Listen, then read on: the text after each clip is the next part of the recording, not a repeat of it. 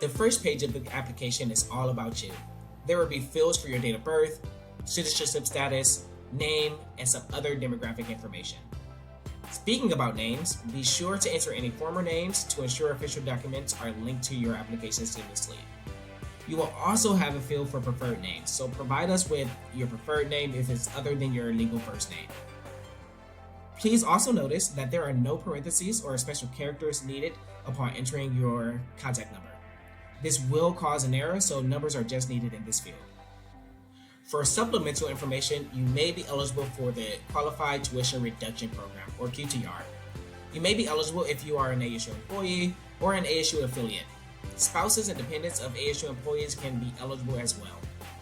If you select yes, you will be prompted to enter your employer.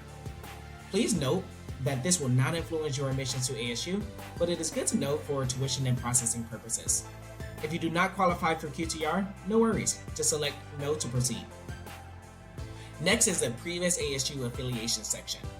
To match your ASU records and transcripts received from a previous application, we will ask that you provide us with your ASU ID number and select any previous affiliation that you have had with ASU.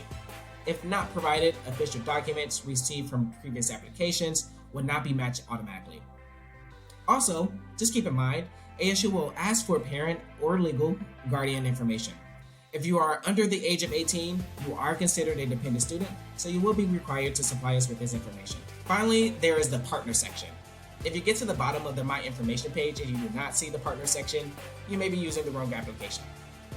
No worries, if that's the case, you can visit starbucks.asu.edu and click the Apply Now button in the top right hand corner, and it will take you to the Starbucks specific ASU undergraduate application. If you are a Starbucks partner, you will select that option and fill in your partner number, so be sure to have that handy.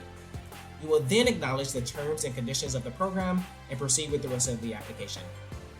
If you would like to take a closer look at the program's terms and conditions, you can view the program documents that we link in this section as well.